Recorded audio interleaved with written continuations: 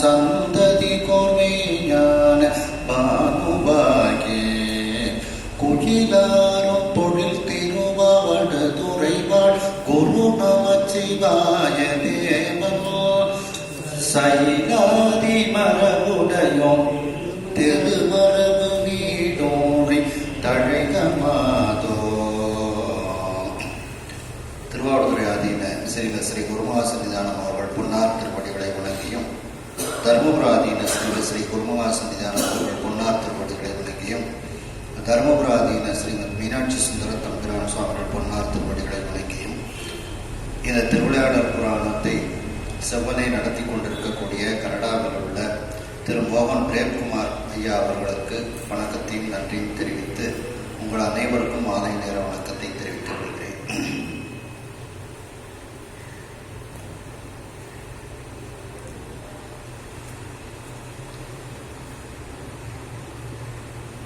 அகத்திய முனிவர் தடாதனை பிராட்டியார் திரு அவதாரத்தையும் அவர்கள் எப்படி அரசாட்சி செய்து வருகின்றார்கள் என்பதை பற்றியும் முனிவர்களிடத்தில் எடுத்து கூறுகின்றார்கள். அப்பொழுது அதை கேட்டுக்கொண்டிருந்த முனிவர்கள் தட்சனும் இமவானும் மிகப்பெரிய தவம் செய்து அம்பிகையை மகளாக பெற்றார்கள். இந்த பாண்டிய மன்னனிடத்தில் மகளாக அம்பிகை வருவதற்கு உரிய ஒரு வரலாற்றை எங்களுக்கு சொல்வீர்களாக என்று கேட்கின்றார்கள். உடனே அகத்திய முனிவர் மிகவும் மகிழ்ச்சி அடைந்து மற்ற முனிவர்களிடத்தில் கூறுகின்றார்கள். விச்சுவாவசு என்கின்ற ஒரு விஞ்சயன் இருக்கின்றார். அவருடைய மகள் விச்சாவதி. அந்த அம்மையார் அம்பிகையினிடத்தில் மிகவும் அன்பு கொண்டவர்கள். அம்பிகையை வழிபட வேண்டும் என்று தன்னுடைய தகப்பனாரிடத்தில் கேட்கின்றார்கள். உடனே அந்த அம்மையினுடைய தகப்பன் விசுவாவசு என்பவர் அம்பிகையினுடைய மந்திரத்தை உபதேசிக்கின்றார்கள். அம்பிகையினுடைய மந்திரத்தை உபதேசம் தன்னுடைய தகப்பனாரிடத்தில் இருந்து பெற்றுக்கொண்டு அதன்படி அந்த அம்மையார் ஒழுகி வருகின்றார்கள். மேலும் தன்னுடைய தகப்பனாரிடத்தில் மிகச்சிறந்த ஒரு தலத்தில் சென்று அம்பிகையை வழிபட வேண்டும் என்று கேட்கின்றார்கள். உடனே அந்த விஞ்சயராக இருக்கக்கூடிய விச்சுவாவசு அது துவாதசாந்த பதம் என்று சொல்லப்படக்கூடிய மதுரையம்பதி என்று கூறுகின்றார்கள். உடனே தன்னுடைய தந்தையாரிடத்தில் நான் மதுரையம்பதிக்கு சென்று அங்கிருந்து அம்பிகையை வழிபடுகின்றேன் என்று ஒரு விண்ணப்பம் வைக்கின்றார்கள். தந்தையாரிடத்தில் இசைவு அனுஞை பெற்று அவர்கள் ஆறு, மலை, காடு இவற்றையெல்லாம் கடந்து மதுரை மாநகரத்திற்கு வந்து விடுகின்றார்கள் என்ற அளவில் சிந்தித்தோம். 589வது பாடல். அடைத்து இளம்பிடி ஆடல் போல் ஆடக கமலம்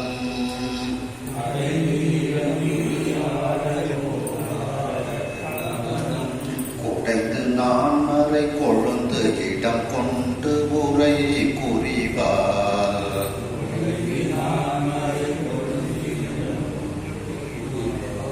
படத்த பொன்மலை வல்வியை பணிந்து வெண்கதிரோன்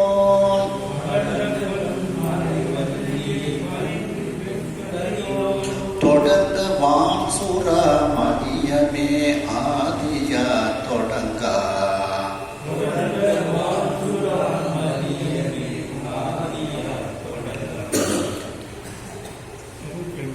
அந்த அம்மையார் விச்சாவதி என்கின்ற அந்த அம்மையார் மதுரை மாநகரத்திற்கு வருகின்றார்கள். அந்த மதுரை மாநகரத்தை அடைந்து அந்த பொற்றாமரையை பார்க்கின்றார்கள்.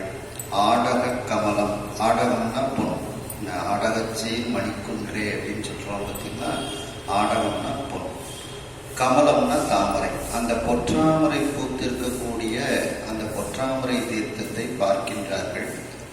அந்த பொற்றாமரை தீர்த்தத்தில் நீராடுகிறார்கள், புனித நீர் ஆடுகின்றார்கள். எப்படி ஆடுகின்றார்கள்? இளம்பிடி ஆடல் போல். ஒரு இளமையான யானை குளித்தால் எப்படி இருக்குமோ அதுபோல அவர்கள் அந்த பொற்றாமரை தீர்த்தத்தில் குடைந்து அப்படின்னா ஆடி, புனித நீராடி. நான்மறை கொழுந்து இடம் கொண்டு உரை புரிவார். அந்த நான்மறை கொழுந்து, 4 வேதங்களுக்கு உரியவராக இருக்கக்கூடிய சொக்கநாத பெருமான், நான்மறை கொழுந்துன சொக்கநாத பெருமான், அவர் இடம் கொண்டு உரை புரிவார். அந்த சொக்கநாத பெருமான் தன்னுடைய இடமாக கொண்டு வீற்றிருக்கக்கூடிய அந்த சிவலிங்க திருமேனி, குறின சிவலிங்க திருமேனி, அந்த சிவலிங்க திருமேனியின் இடத்தில் படர்ந்த பொன்மலை வல்லியை, அந்த சிவலிங்க திருமேனியில் படர்ந்து இருக்கக்கூடிய அந்த மீனாட்சி அம்மை, அந்த பொன்மலை வல்லியாக இருக்கக்கூடிய அம்பிகை, அந்த அம்பிகையை பணிந்து, அந்த மீனாட்சி அம்மையை பணிந்து, வெண்கதிரோன் தொடர்ந்த வான்சுரா மதியமே ஆதியார் தொடங்கா. வெண்கதிரோன்னா சூரியன், அந்த சூரியன், வான்சுரான்னா அந்த மகர ராசி, சுறானா மீன், மகரம்னா மீன், அந்த மகர ராசியில் புகுந்த அந்த தைத்திங்கள், வான்சுரா மதியமேனா வெண்கதிரோன் தொடர்ந்தன புகுந்த, அந்த சூரியன் மகர ராசிக்குள் புகுந்து இருக்கக்கூடிய அந்த தைத்திங்கள், தைத்திங்களை முதலாக கொண்டு ஆதியா தொடங்கா அப்படின்னு, ஆதியா அதை முதலாக கொண்டு, அப்படியே அது முதலாக கொண்டு அந்த அம்மையார் தன்னுடைய விரதத்தை தொடங்குகிறார்கள், வழிபாட்டினை தொடங்குகிறார்கள். குறி அப்படின்னா சிவலிங்கம்னு அர்த்தம்.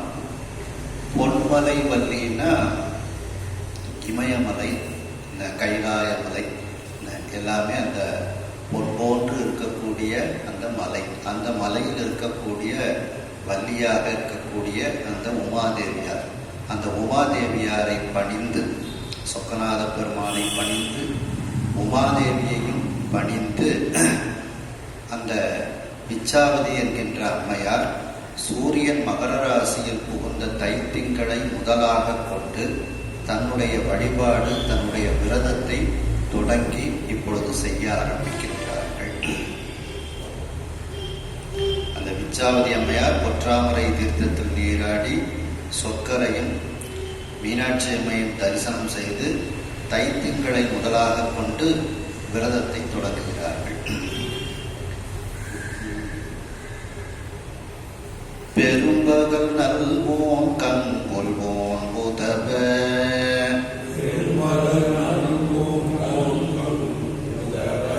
பெற்ற ஊன் இலை முதல் பல்வோன், அரும்பொடியள் ஓன் சாந்திராயனம்,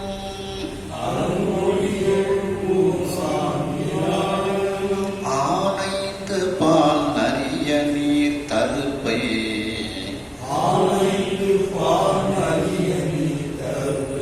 இரும்புதல் நுனி நீர் காதிவை நுகர்ந்தும்,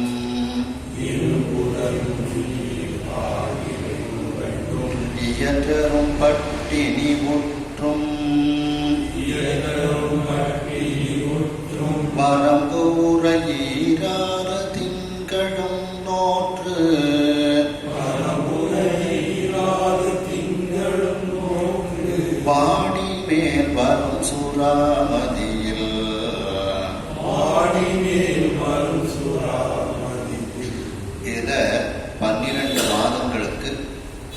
அம்மையார் எப்படி உணவு உட்கொண்டார்கள் அப்படிங்கிறத வரிசையாக சொல்லிட்டு வராங்க. இவ்வாறு அவர்கள் விரதத்தை மேற்கொண்டு அடுத்த தைத்திங்களை அடைகின்றார்கள் அப்படிங்கிற இதை இந்த பாட்டில் சொல்றாங்க. அதாவது தை மாதம் பெரும் பகல் நல்வோம் அப்படின்னா தை மாதம் முழு உணவு அந்த பெரும் பகலில் பகல் நேரத்து முழு உணவை அவர்கள் எடுத்துக்கொள்கின்றார்கள். நல்வோம்னா முழு உணவு, அதை எடுத்துக்கொள்கின்றார்கள். மாசி மாதம் கங்குல்வோம், கங்குல்னா இரவு. மாசி மாசத்துல ராத்திரி மட்டும் சாப்பிடுறாங்க அவங்க. பங்குனி மாதம் உதவ பெற்றவும் எதை கொடுக்குறாங்களோ அதை வாங்கி சாப்பிட்டுக்குவாங்க. இதுதான் தேவை, இதுதான் தேவையில்லை வேண்டுவது கிடையாது. அந்த விரதம் இருக்கக்கூடிய இடத்துக்கு வந்து கொடுக்கறத அவங்க சாப்பிட்டுக்கிறாங்க. அதான் உதவ பெற்றவும் அப்படின்ட்டு. தை மாசி பங்குனி மாசத்துக்கு உதவ பெற்றவும். சித்திரை மாதத்துக்கு இலை முதல் பல்வோம். இலையை முதலாக கொண்டு இருக்கக்கூடிய அந்த சாப்பாடுகளை எடுத்துக்கொள்கிறார்கள். கீரை இந்த மாதிரி இதுகளை அவங்க வந்து சாப்பிடுறாங்க. தை மாசி பங்குனி சித்திரை மாசத்துக்கு இலை முதல் பல்வோம். வைகாசி மாதத்துல அரும்பொடி எழுவோம். அதாவது எள்ளு பொடிய இடிச்சு அதை சாப்பிட்டுதாங்க வைகாசி மாதத்துக்கு. ஆனி மாதத்துல சாந்திராயன விரதம் மேற்கொள்கின்றார்கள். சாந்திராயன விரதம்ங்கிறத நம்ம ஏற்கனவே சிந்திச்சிருக்கிறோம். பௌர்ணமி அன்னைக்கு 15 கவளம் உணவு எடுத்துக்கிடுவாங்க. அதுக்கப்புறம் ஒவ்வொரு நாளா ஒவ்வொரு கவள சாப்பாடை குறைச்சி சாப்பிடுவாங்க. 14 கவளம் 13 கவளம் விட்டு கடைசி ஒரு கலை இருக்கும் பொழுது ஒரு கவளம் மட்டும் சாப்பிடுவாங்க, திரும்ப கூட்டுவாங்க. அப்படி ஒரு மாதம் வந்து ஆனி மாதத்துல சாந்திராயன விரதம் இருக்கின்றார்கள். ஆடி மாசத்துல ஆடி முடிஞ்சது. ஆடி மாசத்துல ஆண் 5 பாலிலிருந்து கிடைக்கக்கூடிய 5. அப்போ பால், தயிர், நெய், வெண்ணெய் இந்த மாதிரி இதுகளை சாப்பிட்டுக்கிறாங்க ஆடி மாசத்துக்கு. ஆவணி மாசத்துல பால் மட்டும் சாப்பிட்டுக்கிறாங்க. புரட்டாசி மாசத்துல நல்ல தண்ணீர், நிறைய நீர், நல்ல தூய்மையான தண்ணீர். ஐப்பசி மாசத்துல அந்த தர்ப்பை, அருகம்புல் இதெல்லாம் போட்டு அந்த தண்ணீரை வந்து அதனுடைய நுனியில் இருக்கக்கூடிய அந்த பனி நீர் அதையெல்லாம் எடுத்து சாப்பிட்டு கொள்கிறார்கள். தர்ப்பை, இரும்புதல், நுனி நீர், அந்த பனி நீர்னு அதை சொல்லுவாங்க. கார்த்திகை மாசத்துல காற்று மட்டும் புசித்து கொண்டு இருக்கின்றார்கள். அதாவது கால் அப்படின்னா காற்றுன்னு அர்த்தம். கார்த்திகை மாசம் காற்றை மட்டும் சுவாசம் பண்ணிக்கிட்டு அப்படியே அதையே சாப்பாடு ஆக்கிட்டு அப்படியே இருக்கிறாங்க. மார்கழி மாசம் கால் இவை நுகர்ந்தும் இயற்றரும் பட்டினி உற்றும். மார்கழி மாசம் யாராலும் செய்ய முடியாத இயற்றுவதற்கு கடுமையான, இயற்றணும்னா செய்வதற்கு கடுமையான பட்டினி. மார்கழி மாசம் கொடுக்க பட்டினியா இருக்கிறாங்க. இப்படி அந்த 12 மாதங்களும் அவங்க வந்து இவ்வாறு இந்த விதமாக அவர்கள் விரதத்தை மேற்கொண்டு தை மாசத்திற்கு வந்துருது. வரம்பு உற அதனுடைய எல்லையாக இருக்கக்கூடிய 16 திங்களும் நோற்று அந்த 12 மாதங்களும் அவர்கள் இந்த விதமாக நோன்பினை நோற்று வாடி மேல் வரும் சுறாமதியில் மிகவும் வாடி போயிருக்கின்றார்கள். அடுத்து வரக்கூடிய அந்த சூரியன் மகர ராசியில் புகுந்த அந்த தை மாதத்தில் இந்த விரதத்தை மேற்கொண்டதனால ரொம்ப வாட்டமடைந்து அந்த அம்மையார் இருக்கின்றார்கள். இந்த 12 மாதங்களுக்கு 12 உணவு. இப்போ முதல் மாதம் முழு உணவு, இரவு மட்டும் உணவு, கொடுக்கப்பட்ட உணவு, எதுவும் வேண்டுதல் இல்லை அந்த மாதிரி. அடுத்தது இலை தழைகளை மட்டும் சாப்பிட்றது, எள் பொடியை சாப்பிட்றது, சாந்திராயண விரதம், பசுவிலிருந்து கிடைக்கக்கூடிய 5, அதுக்கப்புறம் பால் மட்டும், அதுக்கப்புறம் தூய தண்ணீர், அதுக்கப்புறம் தருப்பை அருகம்புல் அந்த நுனி நீர், அதுக்கப்புறம் காற்று, அதுக்கப்புறம் 1 மாதம் கட்டணும். இப்படி 12 மாதங்கள் அந்த அம்மையார் மிக கடுமையான ஒரு விரதத்தை மேற்கொண்டு அடுத்த தை மாசத்துக்கு வந்துருந்தாங்க. அம்பிகையும் சுவாமியை நோக்கி கடும் தவம் செய்கிறாங்க. இமவான் மகளாக இருக்கும்போது அவங்க அப்பாட்ட கேட்காங்க, நான் தவம் செய்யணும் சிவபெருமானை நோக்கி அப்படின்னு சொல்லுவாங்க. உடனே அவன் அப்பா இமவான்னு சொல்லிட்டாரு, உனக்கு அந்த வயசுலாம் ஒன்றும் வரலையே. இல்லை இல்லை, தவம் செய்யணும் அப்படின்னு சொன்னா தோழிமார்களெல்லாம் அனுப்பி ஒரு பர்ணசாலை அமைச்சு கொடுத்து அந்த அம்மாவுக்கு தவம் இருக்கிறாங்க. அந்த அம்மாவும் இதே மாதிரி விரதம்லாம் இருக்கு. பார்வதி அம்மா அதாவது இந்த மாதிரி வெறுமனை தண்ணீரை மட்டும் குடிச்சுக்கிட்டு இலை தழைகளை மட்டும் சாப்பிட்டுக்கிட்டு அதுக்கப்புறம் பட்டினியாக இருந்து இந்த மாதிரிலாம் கடுமையான விரதத்தை மேற்கொண்டோட தான் சுவாமி காட்சி கொடுக்க வர்றார். அதனால அவளுக்கு பேர் ஒரு பேர் அபர்ணா அப்படின்னு ஒரு பேர் உண்டு. லலிதா சகஸ்ரநாமத்தில் சொல்லும்போது மகாகிராசா, மகா அசனா, அபர்ணா, சண்டிகா, சண்டமுண்டாசுர நிசூதினி அப்படின்ட்டு வரும். அதில் மகாகிராசா அப்படின்னா இந்த உலகத்தை ஒரு கவனமாக விழுங்குபவள், மகா அசனா அப்படின்னா பெருந்தீனி கொள்பவள் அப்படின்னு, அபர்ணா அப்படின்னா வர்ணம்னா இலைன்னு அர்த்தம். அபர்ணா அந்த இலையையும் சாப்பிடுவதை நிறுத்தியவள். ஒரு காலகட்டத்தில் சுவாமி வரலைங்கிறதுனால அம்பிகை இலைகளை மட்டும் சாப்பிட்றான். அதுக்கும் சுவாமி வரல, சரி அந்த இலையவும் சாப்பிட்றத விட்டுருவோம், தண்ணீரை மட்டும் குடிச்சுக்கிட்டு இருப்போம் அப்படின்ட்டு விரதம் இருக்கிறார். அப்படி வெறுமனை அந்த இலை தழைகளை சாப்பிடுவதையும் அம்பிகை நிறுத்தியதனால் அவளுக்கு பேர் அபர்ணா அப்படின்ட்டு பேர். அபர்ணா, சண்டிகா, சண்டமுண்டா, சுரணி சோதினின்ட்டு அந்த லலிதா சகஸ்ரநாமத்தில் வரும். அதே மாதிரி இந்த விச்சாவதி அம்மையும் இலைத்தலைகள் அதையெல்லாம் விட்டு இப்படி ஒவ்வொன்றாக விட்டு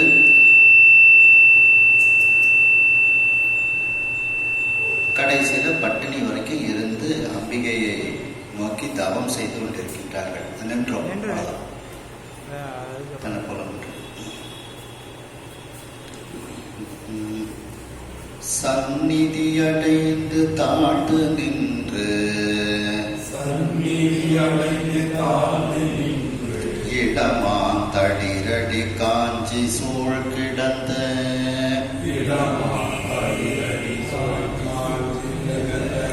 மின்னிகர் மருங்குள் இடையிடை நுழையா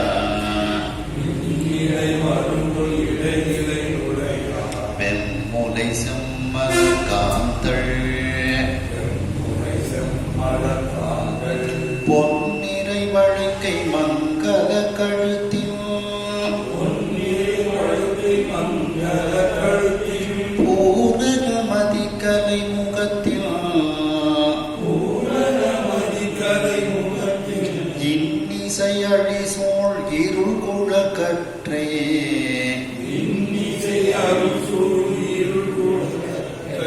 இறைவியையும் முறை நினையா.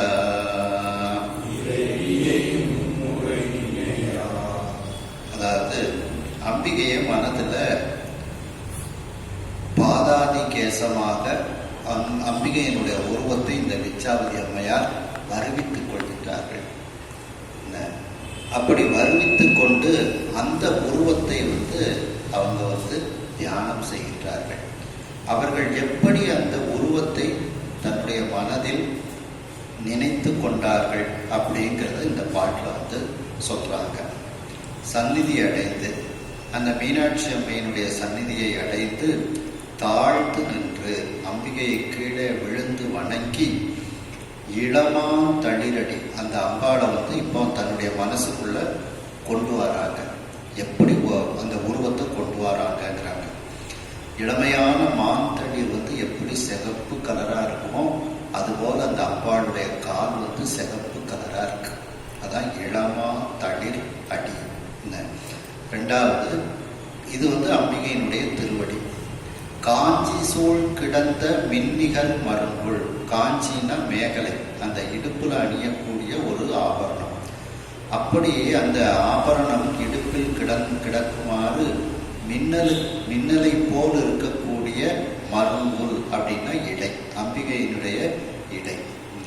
ஆபரணங்கள் அணிந்த மின்னலை போன்ற மெல்லிய இடையை அவர்கள் மனதில் தியானிக்கின்றார்கள்.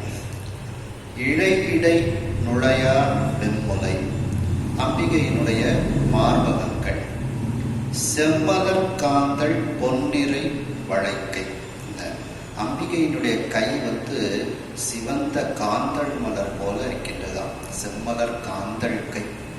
அந்த காந்தள் கையில என்ன அணிஞ்சிருக்காங்கன்னா நிறைய தங்க வளையல் அணிஞ்சிருக்காங்களாம். பொன் நிறை வளைக்கை. நிறைனா வரிசை, நிறைய அப்படின்ட்டு வரிசையா தங்கத்தால் செய்யப்பட்ட வளையல்களை அம்பிகை அணிந்திருக்கின்றாள். அப்புறம் அம்பிகையினுடைய கை காந்தள் மலர் போன்று சிவப்பாக இருக்கின்றது. கழுத்துல மங்களமான அந்த தாலி, இதெல்லாம் மங்கள பொருட்கள்லாம் கழுத்தில் அணிந்திருக்கின்றாள். அதான் மங்கள கழுத்து. பூரண மதிக்கலை முகத்தின். அம்பிகையினுடைய முகம் அந்த பௌர்ணமி சந்திரன், பூரண சந்திரன் எப்படி இருக்குமோ அதுபோல அம்பிகையினுடைய முகமானது இருக்கின்றது. மேலும் அம்பிகையினுடைய கூந்தல் மிகவும் கருப்பாக இருக்கின்றது. அந்த கூந்தல்ல மலர்கள்லாம் அம்பிகை அணிந்திருக்கின்றாள். அந்த மலர்கள்ல உள்ள தேனை குடிப்பதற்காக வண்டுகள் எல்லாம் ரீங்காரமிட்டு கொண்டு இருக்கின்றது. இன்னிசை அழிசோல். இன்னிசையோடு, அழின வண்டுகள் அர்த்தம். இன்னிசையோடு அந்த வண்டுகள் சூழ்ந்து இருக்கக்கூடிய இருள் குடர் கற்றை. அந்த இருட்டு எப்படி இருக்குமோ அது போன்ற கருமை நிறத்தை உடைய கூந்தலை உடையவளாக, அதுவும் அடர்ந்த கூந்தலை உடையவளாக இருக்கின்றாள். கற்றை, குளர்கற்றை அப்படின்னா பெண்களுக்கு அடர்த்தியான கூந்தல் சிறப்பு. அப்படி அந்த அடர்த்தியான கூந்தல் உடையவளாக, அந்த கூந்தலில் பூவை அணிந்திருப்பவளாக, அந்த பூக்களில் இருக்கக்கூடிய தேனை உண்பதற்காக வண்டுகள் எல்லாம் ரீங்காரமிட்டு கொண்டு இருக்கின்ற ஒரு தன்மையோடு அம்பிகையை மனதில் தியானம் பண்ணுகின்றார்கள். இறைவியை இம்முறை நினையா. அந்த மீனாட்சி அம்மையை இந்த முறைப்படி அந்த விச்சாவதி அம்மையார் தன்னுடைய மனதில் நினைக்கின்றார்கள். அந்த உருவத்தை தன்னுடைய மனதில் இவ்வாறு எழுதி நினைத்து கொண்டு இருக்கின்றார்கள். அப்படின்ட்டு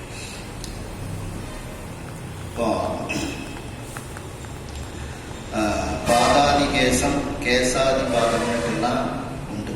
இங்க பாதாதி கேசமாக அம்பிகையை பாதத்திலிருந்து தலை வரைக்கும் இந்த விச்சாவதி அம்மையார் அந்த அம்பிகையை தன்னுடைய மனசுக்குள் வரைஞ்சு அப்படியே அந்த உருவத்தை அவர்கள் நினைத்து கொண்டு இருக்கின்றார்கள்.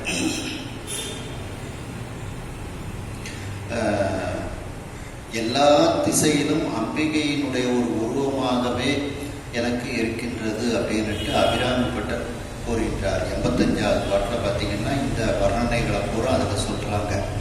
பார்க்கும் திசைதொரும் பாசாங்குசமும் பனிச்சிறை வண்டு ஆர்க்கும் புதுமலர் ஐந்தும் கரும்பும் என் அல்லலெல்லாம் தீர்க்கும் திரிபுரையாள் திருமேனியும். இந்த திருமேனி, இந்த பாதாதி கேசமாக உள்ள இந்த திருமேனியும் சிற்றிடையும். நாம் இப்போ பார்த்தோம் பார்த்தீங்களா, காஞ்சி சூழ் கிடந்த மின்னிகர் மருங்கு, அதான் இந்த சிற்றிடையும். வார் குங்கும முலையும் முலை மேல் முத்து மாலை மேலிட்டு அம்பிகையினுடைய அந்த உருவத்தை எல்லா திசைகளிலும் அபிராமிப்பட்டர் பார்க்கின்றார். அதுபோல இந்த விச்சாவதி அம்மையும் அம்பிகையினுடைய உருவத்தை இவ்வாறு பாதத்திலிருந்து தலைமுடி உச்சி வரைக்கும் தன்னுடைய மனதில் அப்படியே நினைக்கின்றார்கள். அந்த மனதில் பதித்து கொண்டு அவர்கள் இருக்கின்றார்கள்.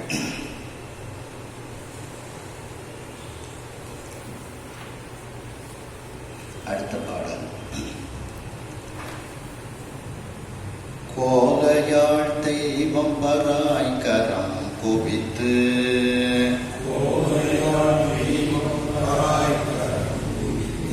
கொழுஞ்சுடர் பசுங்கதிர் விளக்கம் போல நூல் பொல்லம் பொத்து பொன்னிறத்த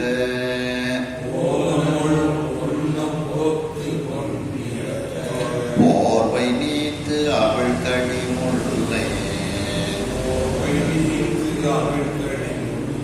மாலை மேல் வீக்கி பத்த மின் கிடப்ப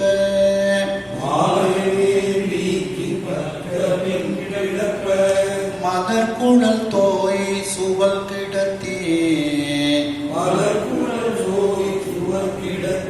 சேலை சேர்வெளியாள் மாடகம் திரித்து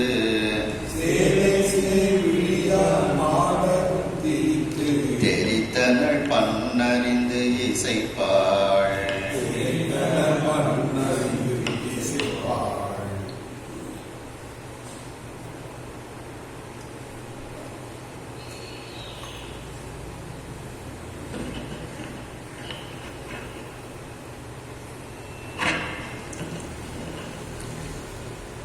அதாவது இப்ப மீனாட்சி அம்மையை நோக்கி அந்த விச்சாவதி அம்மையார் பாட ஆரம்பிக்கின்றார்கள். பாடுவதற்கு அந்த யாழ், தம்பூரான்னு சொல்லலாம், இல்லை வீணைன்னு எடுத்துக்கிடலாம். இதையெல்லாம் அந்த இதை இசைத்து கொண்டு அம்பிகையை நோக்கி பாடுகின்றார்கள். அந்த யாழை எப்படி அவர்கள் இயக்குகின்றார்கள், பயபக்தியோடு அதை எப்படி கையாளுகிறார்கள் அப்படிங்கிறத இந்த பாட்டில் சொல்றாங்க. கோல யாழ் தெய்வம், கோல அழகிய அந்த யாழை எடுத்துக்கொள்கிறார்கள். அந்த யாழிற்கு உரிய தெய்வம், இங்க சூரிய தெய்வம்னு போட்டிருக்கு. சில நூல்களில் மாதங்கி, சாமளை, சரஸ்வதி அப்படின்ட்டுலாம் இந்த யாழுக்குரிய தெய்வமாக சொல்லப்படுகிறது. சிவபெருமானும் இந்த யாழுக்குரிய தெய்வமாகத்தான் சொல்லப்படுறாரு. அந்த பிரளய காலத்தில் எம் இறை நல்வீனை வாசிக்குமே அப்படின்ட்டு சொல்லி வரும். அதனால சிவபெருமானையும் எடுத்துக்கிடலாம். அப்படி அந்த அழகிய யாழுக்கு உரிய தெய்வம், அந்த தெய்வத்தை முதல்ல முறைப்படி வழிபாடு செய்கின்றார்கள் அந்த விச்சாவதி அம்மையார். பராய் கரம் குவித்து அந்த யாழுக்குரிய தெய்வத்தை பரவி, பராயின பரவி, கரம் குவித்து வணங்குகிறார்கள். அந்த யாழுக்குரிய தெய்வத்தை முதல்ல வணங்குகிறார்கள். அந்த யாழுக்கு மேல ஒரு யாழை, அந்த வீணைன்னு வச்சுக்குவோம், அந்த வீணையை ஒரு அழகான ஒரு துணியை வச்சு மூடி இருக்கிறாங்க. அந்த துணியை திறக்கிறாங்க. அதை இதில் சொல்றாங்க. அப்போ வெறுமனை அந்த யாழை வீட்டில் வைக்கக்கூடாது. அதை ஒரு அழகான துணியை போட்டு தூசி அடையாம அதை பத்திரமா வைக்கணும் அப்படிங்கிறது இதில் ஒரு இது சொல்லப்படுது. அது எப்படி சொல்றாருன்னா, எப்படி இந்த பயிருக்கு சூரியன் எப்படி ஒரு சூரியனுடைய வெளிச்சம் எப்படி ஒரு போர்வை போல இருக்கின்றதோ அதுபோல ஒரு போர்வை வச்சு முடியிருந்தார்களாம். கொழும் சுடர் பசுங்கதிர் விளக்கம் போல, கொழும் சுடர்னா சூரியன், சூரியனுடைய அந்த கிரணங்கள் பசும் கதிர் விளக்கம் போல, பசுமையான கதிர்கள், அந்த விளைச்சல் விளைந்த அந்த தானியங்கள், நெற்பயிர்கள், அதற்கு விளக்கம் போலன்னா அதற்கு ஒரு கவர் போல, அதற்கு ஒரு போர்வை போல அந்த சூரியனுடைய கிரணங்கள் அதை மூடி இருக்கின்றது அப்படிங்கிறாங்க. அது போல நூல் பொல்லம் பொத்து, நூலால் தைக்கப்பட்டு, பொல்லம்பொத்துன்னா தைக்கப்பட்டு, நூலால் தைக்கப்பட்டு பொன்னிறத்த போர்வை, பொன் போன்ற நிறத்தை உடைய ஒரு போர்வை, அந்த போர்வையை நீத்து. அப்ப அந்த யாழை அழகா ஒரு துணி தச்சு அந்த யாழை மூடி வச்சிருந்தாங்க. அந்த போர்வையை அவிழ்த்து எடுத்து, போர்வை நீத்து அந்த யாழுக்கு மேல மலர்கள் வைத்து வணங்குகின்றார்கள். அவிழ்கடி முல்லை மாலை மேல் நீக்கி. அவிழ்ன மலர்ந்த, கடின வாசனை, மலர்ந்த வாசனையுடைய முல்லை மாலை, முல்லை பூவால் செய்யப்பட்ட அந்த மாலைகள், மலர் மாலைகளை அந்த யாழின் மேல் வீக்கி, மாலை மேல் வீக்கி, மேல்னா அந்த யாழின் மீது வைத்து வணங்குகின்றார்கள். ஒரு முல்லை மலர் மாலையை அந்த யாழ் மேல வச்சு முறைப்படி அந்த யாழை வணங்குகிறார்கள்.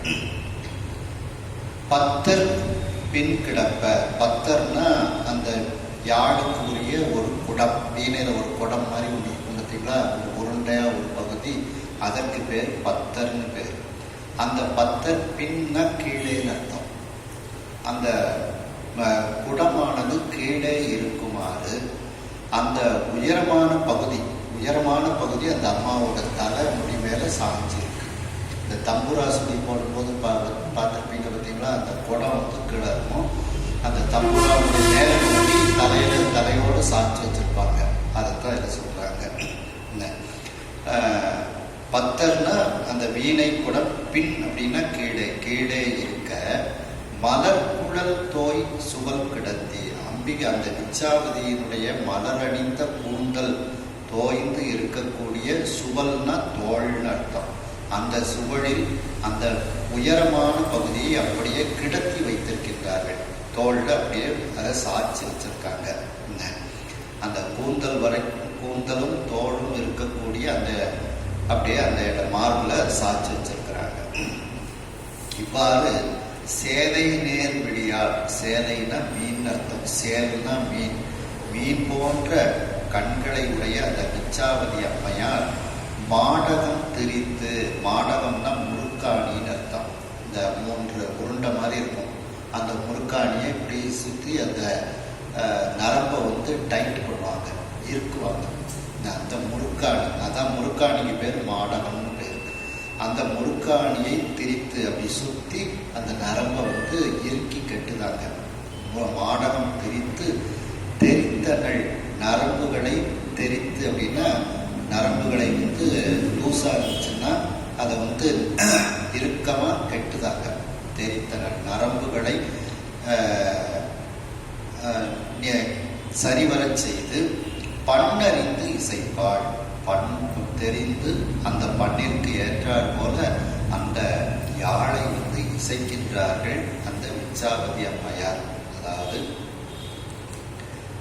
விச்சாவதி அம்மையார் அழகிய யாழை எடுத்துக்கொண்டு அதனுடைய அந்த துணியால் கட்டப்பட்டிருக்கிறது, அந்த துணியை நீக்கிவிட்டு மலர் வைத்து வணங்கி அந்த யாழை, அதை முறைப்படி அந்த குடமான பகுதி கீழே இருக்குமாறு, உயர்ந்த பகுதி தன்னுடைய தலையை ஒட்டி இருக்குமாறு வைத்து கொண்டு அதில் அந்த முறுக்காணிகளை திருக்கி அந்த நரம்புகளை ஒழுங்குபடுத்தி பண் அறிந்து அந்த பன்னிசைக்கு ஏற்றாற் போல அந்த யாழை இசைத்து கொண்டு மீனாட்சி அம்மையை நோக்கி இந்த விச்சாவதி அம்மையார் பாடுகின்றார்கள் அப்படின்ட்டு இதில் சொல்லப்படுகிறது. இப்போ அம்பிகை எப்படிப்பட்டவள்? அவள் இசைக்கு இறங்கக்கூடியவள். அதாவது இசை வடிவாய் நின்ற நாயகியே அப்படின்னுட்டு அபிராமி அந்தாதியில சொல்றாங்க 49வது பாட்டுல. குரம்பை அடுத்து குடிபுக்க வெங்கூற்றுக்கு இட்ட வரம்பை அடுத்து மருவும் அப்போது வழக்கை அமைத்து அரம்பை அடுத்த அறிவையரு சூழ அஞ்சல் என்பாய் நரம்பை அடுத்த இசை வடிவாய் நின்ற நாயகியே. நரம்பை அடுத்த இசை வடிவாய் நின்ற நாயகியே. அப்படிப்பட்ட அந்த நரம்புகளை எல்லாம் இந்த விச்சாவதி அம்மையார் சரிவர அமைத்து அந்த இசை வடிவாய் இருக்கக்கூடிய நாயகியாக இருக்கக்கூடிய மீனாட்சி அம்மையை பண்ணோடு இசைத்து அந்த வாத்தியத்தையும் இசைத்து கொண்டு பாட ஆரம்பிக்கின்றார்கள் விச்சாவதி அம்மையார்.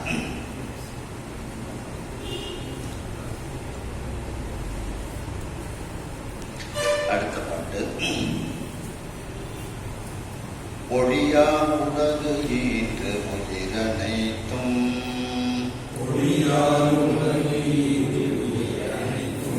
மீன் போல் செவ்வி உற நோக்கி அழியாள் வளர்க்கும் மங்கையர்கள் அன்னே கண்ணி அன்னமே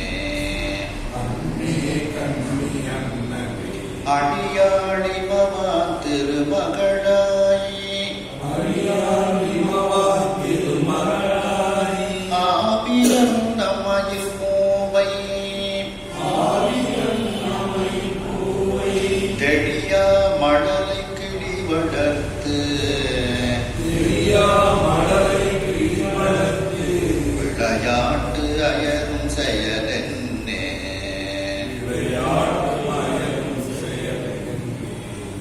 இதிலிருந்து ஒரு 3 பாட்டு அம்பிகையை வர்ணித்து அந்த விச்சாவதி அம்மையார் அந்த யாழ்ல பாடுறாங்க.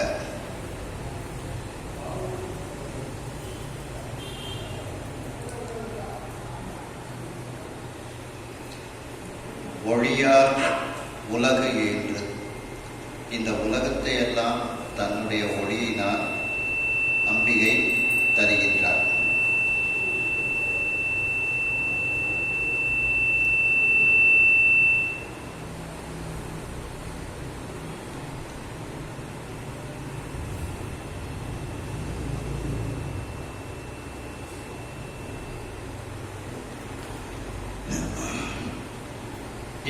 இந்த உலகத்தையே பெற்று தரக்கூடியவள் அம்பிகை. அப்படி உலக நாயகியாக இருக்கக்கூடிய அந்த அம்பிகை உலகு என்று உயிரனைத்தும் அந்த உயிர் கூட்டங்கள் அனைத்தையும் மீன் போல் செவ்வி உற நோக்கி, அந்த மீன் எப்படி பார்வையாலேயே பார்த்து தன்னுடைய குஞ்சுகளை எல்லாம் பொறிக்கின்றதோ அதுபோல அந்த மீன் போல சிறப்பாக இந்த உயிர் கூட்டங்களை பார்த்து இந்த உயிர் கூட்டங்களுக்கு நயன தீட்சை செய்து பக்குவப்படுத்துகின்றார் அம்பிகை.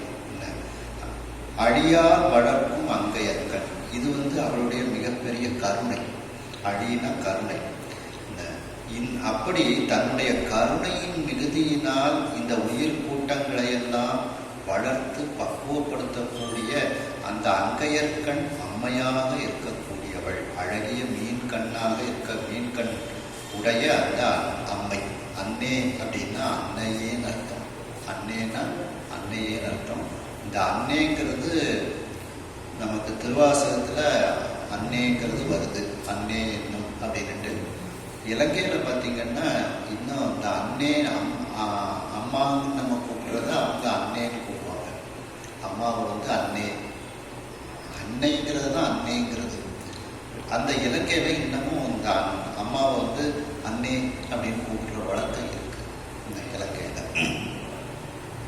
அப்படி அந்த அங்கையர்கண் அன்னே, அந்த அங்கையர்கண் அம்மையே, அன்னையே, கன்னி அன்னமே, கன்னி பெண்ணாக இருக்கக்கூடிய அன்னப்பறவை போன்று இருக்கக்கூடியவளே, அழியா இமவான் திருமகளாய், உன்னுடைய மிகப்பெரிய கருணையினால் இமவானுக்கு திருமகளாய் நீ வந்தாய். ஆவி அன்னம் மயில் பூவை, ஆவின பொய்கைகள், நீரில் வாழக்கூடிய அந்த அன்னம், மயில், பூவைன நாகனவாய் பறவை, தெளியா மழலை கிளி, அதாவது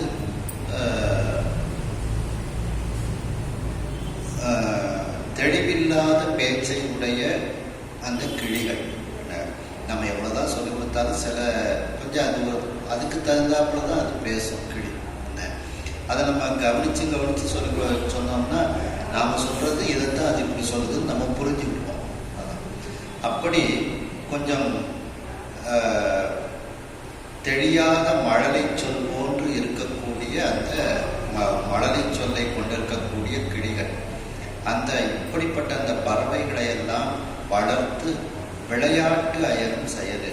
நீ அந்த பறவை கூட்டங்களோடு விளையாடி கொண்டிருக்கக்கூடிய செயல்தான் எப்படிப்பட்டதாக இருக்கின்றது அப்படின்னு சொல்லி அந்த விச்சாவதி அம்மையார் அந்த யாழ் வாசித்துக் கொண்டே அம்பிகையை நோக்கி அம்பிகையை வர்ணித்து கொண்டு இவ்வாறு பாடுகின்றாள். அப்படின்னா, இந்த பறவைகளையே நீ வளர்த்து அவதுகளோடு விளையாடுகின்றாயே, எங்களை வளர்க்க வேண்டாமா அப்படிங்கிற அர்த்தத்தில் இதில் சொல்றாங்க.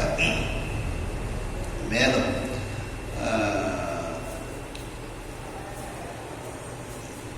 குமரகுருபரர் சொல்லும்போது பார்த்தீங்கன்னா, இந்த அம்மாவுக்கு இந்த சொக்கநாத பெருமான ஆட்டுவிக்கிறது ஒரு தொழில். இந்த அம்மா சொன்னபடி தான் சொக்கநாத பெருமான் ஆடுவார். ரெண்டாவது வேற தொழில் என்னன்னா, என்னைய பாட வைப்பா, அந்த பாட்டை கேட்டுக்கிட்டே இருப்பா அப்படின்னு குமரகுருபரர் மீனாட்சி அம்மை இரட்டைமணி மாலையில் குமரகுருபரர் சொல்றாங்க. கடம்பவனவல்லி செல்வ கற்பூரவல்லி மடந்தை அபிடேகவல்லி நெடுந்தகையை ஆட்டுவிப்பாள் ஆடல் இவட்கு ஆடல் வேறு இல்லை எம்மை பாட்டு விற்பதும் கேட்பதும். அம்பிகை கடம்பவனவல்லியாக கற்பூரவல்லியாக அபிடேகவல்லியாக இருக்கின்றாள். நெடுந்தகையாக இருக்கக்கூடிய சொக்கநாத பெருமானை ஆட்டுவிப்பாள். இதுதான் ஆடல், இதுதான் அவளுக்கு தொழில். இன்னொரு தொழிலும் வச்சிருக்கிறாள். அது என்னன்னா, என்னைய பாட வைப்பா, அந்த பாட்டை கேட்டுக்கொண்டே இருப்பாள். அது மாதிரி விச்சாவதி அம்மையாரை பாட வைக்கிறாள், அந்த பாட்டை கேட்டுக்கொண்டே இருக்கின்றாள். அந்த அடுத்த இது பாருங்க. அண்ட குவை வெண்மணல் சிறு சோறு அண்ட குவை வெண்மணல் சிறு சோறு ஆக்கி தனியே விளையாடும் ஆக்கி தனியே விளையாடும் கொண்டல் கோதாய் படியெழுதல் கொண்டல் கோதாய் படியெழுதல் ஆகா உருவ கோகிலமே கொண்டல் குடுமி இமயவரை கொண்டல் குடுமி இமயவரை அருவி கொடிக்கும் குளிர் முத்தால் அருவி கொடிக்கும் குளிர் முத்தால் வண்டல் குதலை மகளிரொடும் மண்டல் முதலை மகளிரொடும் விளையாட்டு அயரும் வனப்பு என்னே விளையாட்டு அயரும் வனப்பு என்னே.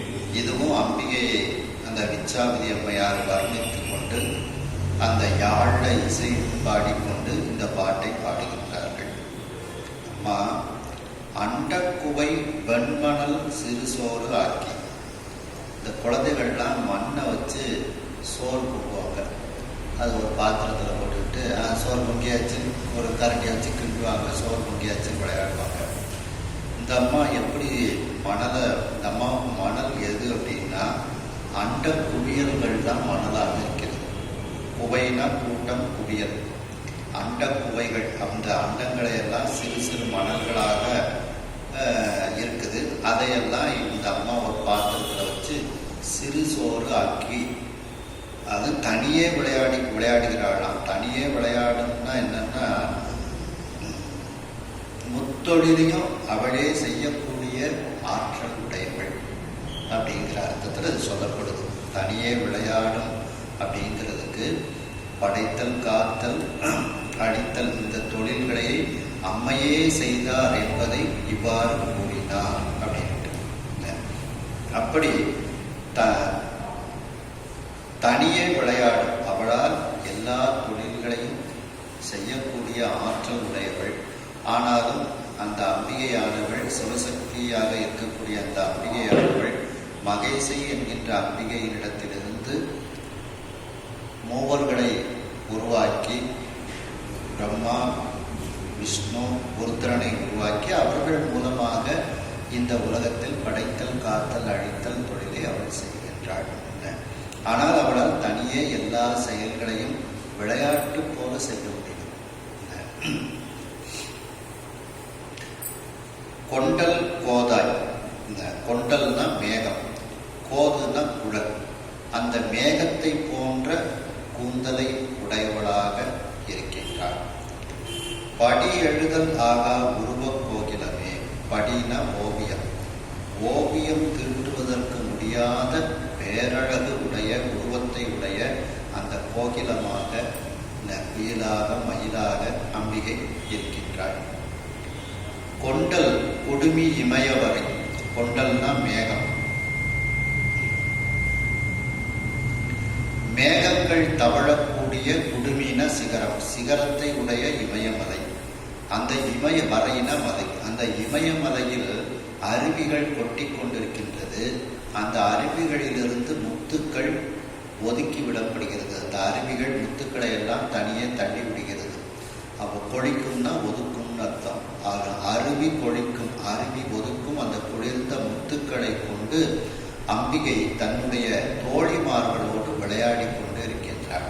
வண்டல் குதலை மகளிர்னா விளையாட்டு தோழிகள்.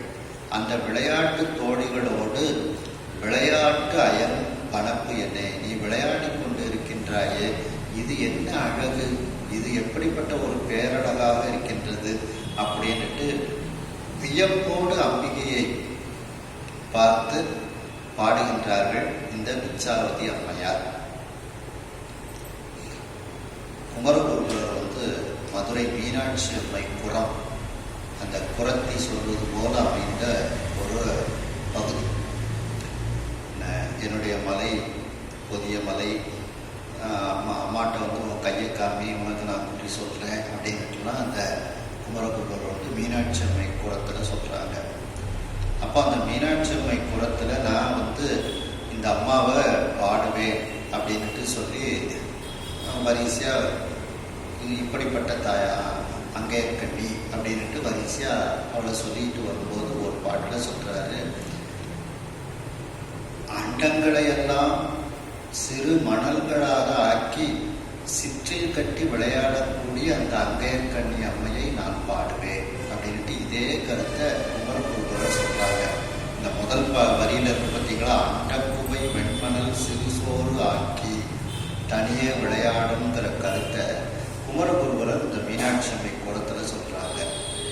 வைத்த பகிரண்டம் என்னும் மணல் சிற்றில் இழைத்து இழைத்து ஓர் பித்தனுடன் விளையாடும் பெய்வளையை பாடுவதே அப்படின்னு குமரகுருபரர் சொல்றாங்க.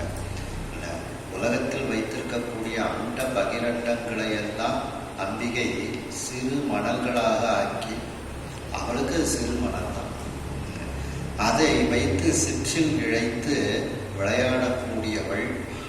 இந்த பித்தனாகிய சொக்கநாத பெருமானுடன் விளையாடக்கூடியவள். பெய்வளை, நிறைய வளையல்களை அணிந்த அந்த அம்பிகையை நான் பாடுவனே அப்படின்ட்டு அந்த புறத்தி சொல்வது போல குமரகுருபரர் இதில் கூறுகின்றார். அது மீனாட்சி அம்மை புறத்துல இதே கருத்தை அந்த இடத்துல சொல்றாங்க. அடுத்து பார்த்தீங்கன்னா கொண்டல் கோதாய் அப்படின்னா மேகம் போன்ற கூந்தலை உடையவள். தனம் தரும் பாட்டில் கணம் தரும் பூங்குழலாள் அபிராமி கடைக்கண்களே. கணம்னா கார்மேகம், தரும்னா போல. அந்த கார்மேகம் போன்ற கூந்தலை உடையவள், அதுதான் இதில் கொண்டல் கோதாய் அப்படிங்கிறாங்க. படி எழுதலாக உருவக் கோகிலமே. அந்த அம்பிகையினுடைய அந்த ஓவியத்தை தீட்ட முடியாது, அப்படிப்பட்ட பேரழகு. அப்படிப்பட்ட பேரழகு உடைய அந்த கோகிலமாக அம்பிகை இருக்கின்றாள். திருநாவுக்கரசர் சுவாமிகள் சொல்லும்போது, உயிராவணம் இருந்து உற்று நோக்கி உள்ளக்கிடியில் உருவெழுதி அப்படிங்கிறாங்க. அதுபோல இந்த மீனாட்சி அம்மையை விச்சாவதி அம்மையார் உள்ளக்கிடியில உருவெழுதி நினைக்கின்றார்கள். ஆனா முடியல. அவ்வளவு பேரழகாக அது இருக்கின்றது. அம்பிகை பேரழகாக இருக்கின்றாள். அதுதான் திருநாவுக்கர சுவாமிகளும் சொல்றாங்க, இராவணம் இருந்து உற்று நோக்கி உள்ளக்கிடியில் உருவெழுதி அப்படின்றாங்க. இது இன்னும் சிவபெருமானே அம்பிகையை தன்னுடைய உள்ளத்துல எழுதி வச்சிருக்கிறாங்க. தொடுக்கும் கடவுள் பழம்பாடல் தொடையின் பயனே நரை பழுத்து துறை தீந்தமிழ் ஒழுகுனரும் சுவையே அகந்தை கிழங்கை அகழ்ந்து எடுக்கும் தொழும்பர் உள்ள கோயிலுக்கு ஏற்றும் விளக்கே வளர்சிமைய இமய பொறுப்பில் விளையாடும் இளமென்பிடியே எரிதரங்கம் உடுக்கும் புவனம் கடந்து நின்ற ஒருவன். அந்த ஒருவன் திருவுள்ளத்தில் அழகு ஒழுக எழுதி பார்த்திருக்கும் உயிரோவியமே. எரிதரங்கம் உடுக்கும் புவனம் கடந்து நின்ற ஒருவன் திருவுள்ளத்தில் அழகு ஒழுக எழுதி பார்த்திருக்கும் உயிரோவியமே. மதுகரம் வாய்மடுக்கும் குளர்காடு எங்கும் இளவஞ்சி கொடியே வருகவே மலையத்துவசம் பெற்ற பெருவாழ்வே வருகவேன்னுட்டு அந்த சிவபெருமானே அவனுடைய திருவுள்ளத்தில் இந்த அம்பிகையை அழகு ஒழுக எழுதி பார்த்து வைத்திருக்கின்றாராம். அப்படிப்பட்ட உயிர் ஓவியமாக இந்த மீனாட்சி அம்மை இருக்கின்றாராம். அதான் படி எழுதலாகா உருவ கோகிலமே அப்படின்னுட்டு சொல்லி சொல்றாங்க.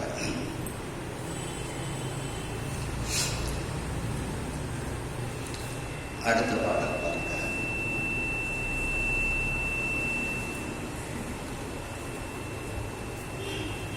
வேதமுடி மேலானந்த உருவாய் நிறைந்து விளையாடும் வேதமுடி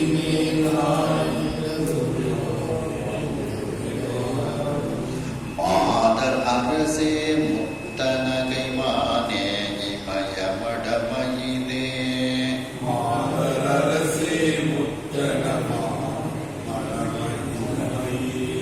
மாதரிவமா தேவி மணி படம் தோய் மாறும் தடம் தோடும்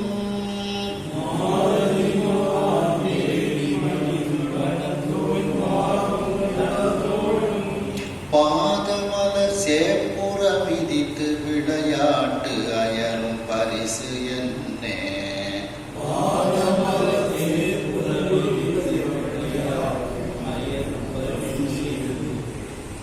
அதாவது வேத முடிமேல் வேதத்தின் உச்சியில் வேதாந்தத்தில் ஆனந்த உருவ. அடுத்த இந்த பாட்டும் அந்த விச்சாவதி அம்மையார் மீனாட்சி அம்மையை புகழ்ந்து அந்த யாழ் வாசித்துக் கொண்டே பாடுகிறார்கள். இந்த 3 பாடல்களும் விச்சாவதி அம்மையார் மீனாட்சி அம்மையை நோக்கி துதி செய்து பாடுவதாக உள்ள பாடல்கள்.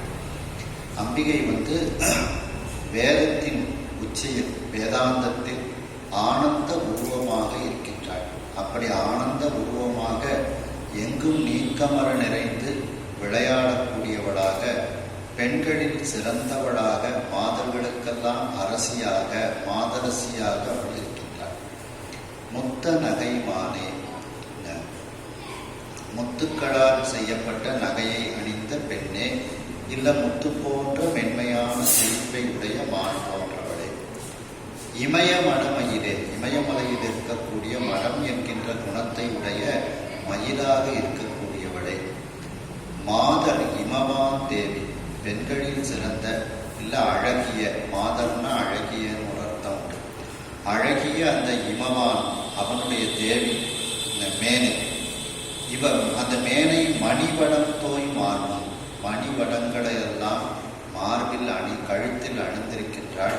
அந்த இமவானினுடைய மார்பிலும் ஆபரணங்கள் அணிந்த அந்த இமவானினுடைய தேவியாக இருக்கக்கூடிய மேனையினுடைய மார்பிலும் தடம் தோடும் அந்த இமவானினுடைய தடம் தோடிலும் அம்பிகை கால் வச்சு விளையாடுகின்றாள். அதனால அம்பிகையினுடைய கால் சிவந்து போய்விடுகிறதா. பாதமலர் சேப்புற, பாதமலர் அம்பிகையினுடைய பாதம் மலர் போன்று இருக்கின்றது. அந்த அம்பிகையினுடைய பாதம் சிவப்பு அடையுமாறு, சிவக்குமாறு, சேப்புன்னா சிவப்புன்னு அர்த்தம். இன்னும் தஞ்சாவூர் பக்கம்லாம் சோழ நாட்டில் போகிற சிவப்புன்னு சொல்ல மாட்டாங்க, சேப்புன்னு தான் சொல்லுவாங்க. தஞ்சாவூர் மாவட்டத்தில் சோழ நாட்டில் சிகப்புங்கிற வார்த்தை இல்லை, சேப்பு அப்படிம்பாங்க. அப்படி சேப்புறம் மிதித்து அம்பிகையினுடைய அந்த தாமரை மலர் போன்ற பாதம் சிவக்குமாறு அந்த இமவானினுடைய தோளை மிதித்து விளையாடுகின்றாள். அந்த மேனையினுடைய மார்பை மிதித்து விளையாடுகின்றாள். அப்படி விளையாட்டு அயரும் பரிசு என்னை, அவர்களோடு நீ விளையாடுகின்றாயே, இது என்ன தன்மை அப்படின்ட்டு வியப்போடு அந்த அம்பிகையினுடைய விளையாட்டை நினைந்து விச்சாவதி அம்மையார் பாடுகின்றார். அப்போ அம்பிகை வேதாந்தத்தின் உச்சியில் இருக்கின்றாள், ஆனந்த உருவாக இருக்கின்றாள், எங்கும் நீக்கமர நிறைந்து இருக்கின்றாள், பெண்களுக்கெல்லாம் அரசியாக இருக்கின்றாள், முத்து நகை சிரிப்பு உடையவளாக இருக்கின்றாள், இமய மடமையிலாக இருக்கின்றாள். அந்த இமவானினுடைய தோள்கள் மீது ஏறி விளையாடுகின்றாள், மேனையினுடைய மார்பில் ஏறி அவள் விளையாடுகின்றாள். அவ்வாறு அவர்களுடைய மார்பில் ஏறி மிதித்து விளையாடுவதனால் அந்த அம்பிகையினுடைய சின்னச்சிறிய அந்த திருவடியானது சிவந்து போகின்றது. அவ்வாறு சிவந்து போகுமாறு நீ அவர்களோடு விளையாடுகின்றாயே, இது என்ன தன்மை அப்படின்ட்டு அவளை ஒரு குழந்தையாகவே இந்த விச்சாவதி அம்மையார் பார்த்து பார்த்து ரசித்து பாட ஆரம்பிக்கிறாங்க. அதனாலதான் அம்பிகை இவங்களுக்கு ஒரு குழந்தையாகவே வராங்க. இது அபிராமி அந்தாதியில சொல்லும்போது பார்த்தீங்கன்னா அவள் ஆனந்த உருவாக இருக்கின்றாள் அப்படிங்கிறது, ஆனந்தவல்லியாக அவள் இருக்கின்றாள் அபிராமி கிட்ட சொல்றாங்க. மேலும் அந்த வேதங்களுக்கு முன்னாக நடியங்குமாய் முடிவான முதன்மையாக அவள் இருக்கின்றாள் அப்படிங்கிறாங்க அந்த பாட்டில். இங்கேயும் வேத முடிமேல் அவள் ஆனந்த விளையாட்டு விளையாடி கொண்டிருக்கின்றாள் அப்படிங்கிறது. மின் ஆயிரம் ஒரு மெய்வடிவாகி விளங்குகின்றது அந்நாள் அகவகள் ஆனந்தவல்லி, அருமறைக்கு முன்னாய் நடு எங்குமாய் முடிவாய முதல்வி தன்னை உண்ணாது ஒளியினும் உண்ணினும் வேண்டுவது ஒன்று இல்லையே. இதே கருத்து இதுல ஆனந்தவல்லியாக இருக்கின்றாள், வேதங்கள் முழுவதுமாக முன்னாய் நடு எங்குமாய் முடிவாய் இருக்கக்கூடிய முதல்வியாக இருக்கின்றாள் அப்படின்ட்டு இந்த அபிராமி அந்தாதியினை நம்ம சிந்திக்கலாம். மேலும் அந்த இமவானினுடைய தோள்கள்ல ஏறி மிதித்து விளையாடுகின்றார், மேனையினுடைய மார்பில் மிதித்து ஏறி மிதித்து விளையாடுகின்றார் அப்படின்ட்டு. இது கோழி மிதிச்சு குஞ்சுக்கு சேதம் இல்லை, குஞ்சு மிதிச்சு கோழிக்கு சேதம் இல்லைங்கிற கதை தான். யாருக்கு எதுவும் சேதம் கிடையாது. அது அந்த மெய் தீண்டல், அந்த சிறு குழந்தைகளினுடைய அந்த மெய் தீண்டல்ங்கிற ஒரு இன்பம் அங்கே. இதே இந்த தொடுக்கும் கடவுளையும் கடைசியில சொல்றாங்க, தாரார் இமவான் தடமார்பில் தவழும் குழந்தாய் வருகவே சால் அப்படின்ட்டு சொல்லி சொல்றாங்க. இதுல அது காந்திமதி அம்மை பிள்ளை தமிழ்ல, பாராதிருந்தால் இனி நான் வடிவேல் பிடித்து மையெழுதேன் மதிவாழ்ந்தற்கு திலகமிடே மணியார் இழைத்த பணிமுறையேன்னு சொல்லி கடைசியில தாரார் இமவான் தடமார்பில் தவழும் குழந்தாய், அந்த இமவானினுடைய மிகப்பெரிய மார்பில் தவழ்ந்து விளையாடக்கூடிய குழந்தையாக இருக்கக்கூடிய காந்திமதி அம்மையே அப்படிங்கிறாங்க. தவழும் குழந்தாய் வருகவே, சாலிப்பதிவாழ் காந்திமதி தாயே வருகவே, சாலிப்பதியில் இருக்கக்கூடிய எங்கள் காந்திமதி தாயே வருக அப்படின்னு சொல்றாங்க. தொடுக்கும் கடவுள் இதுலயும் கடைசியில அதான் வருது.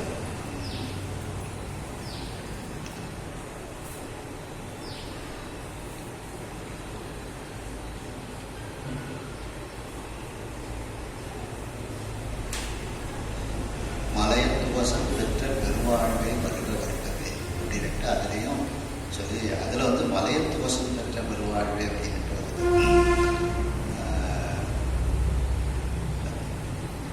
எதிரங்கம் முழுக்கும் புவனம் கடந்து நின்ற பகவன் உள்ளத்தில் அழகோடுக எழுதி பார்த்திருக்கும் உயிரோடியமே மத மதுகரம் வாய்மடுக்கும் குளர்காடி என்னும் இளவஞ்சி கொடியே வருகவே மலையத்துவசம் பெற்ற பெருவாழ்வை வருகிறோம் அப்படின்ட்டார். இதை மலையத்துவசம் அப்படின்னு சொல்றார். தொடுக்கும் கடவுள் இதுல தான் வாராதிருந்தால தான் இமவானம் சொல்றார். தாரார் இமவான் தடமார்பில் தவழும் குழந்தாய் வருகவே சாதிப்பதிவாழ் காந்திமதி தாயே வருக வருகவே அப்படிங்கிறாங்க.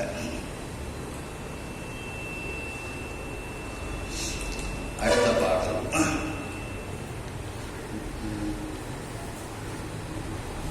யாழியல் மொழியால் வழிபாடி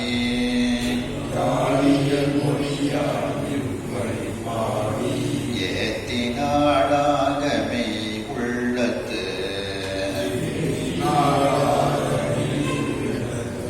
ஆடிய அன்பின் வலைப்படு கருணை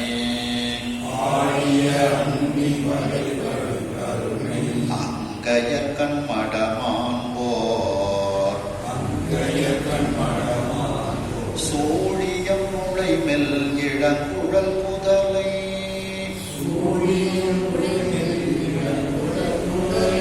தொண்டைவாய் அகவை மூன்று எய்தே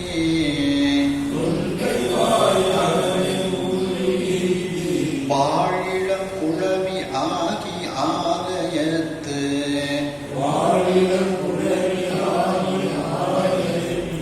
வந்து நின்றாள் வரம் கொடுப்பாள். இப்படி இந்த 3 பாடல்களும் அந்த பிச்சாவதி அம்மையார் யாழை மீட்டிக்கொண்டு அம்பிகையை வர்ணித்து அவள் சிறு குழந்தையாக இருப்பது போல் பாவனை செய்து பாடுகின்றாள். யாழியல் மொழியால், யாழுக்கு உரிய அந்த இனிமையான இசை மொழியால் இவ்வழி பாடி இம்மேல் கூறியவாறு 3 பாடல்களை பாடி ஏத்தினாளாக வழிபாடு செய்கின்றாள் பிச்சாவதி அம்மையார். அந்த பிச்சாவதி அம்மையாரினுடைய உள்ளம் எப்படிப்பட்டது? மெய் உள்ளத்து ஆழிய அன்பின் வலை. அவளுடைய உள்ளமானது உண்மையான உள்ளத்தை உடையதாக, அதில் ஆழமான அன்பு உடையதாக அவளுடைய உள்ளம் இருக்கின்றது. ஆழிய அன்பின்னா ஆழ்ந்த அன்பு, மிகவும் ஆழமான அன்பு உடையவளாக இருக்கின்றாள்.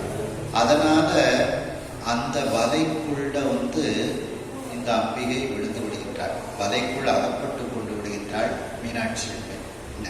அந்த ஆழிய பிச்சாவதி அம்மையினுடைய ஆழிய அன்பின் வலைப்படு, அந்த வலைக்குள் விழுந்த அந்த மீனாட்சி அம்மை. கருணை அங்கையற்கண் மடமான் ஓர், அந்த கருணை மிகுந்த அழகிய மீன் போன்ற கண்களை உடைய அந்த மீனாட்சி அம்மை என்கின்ற மான்.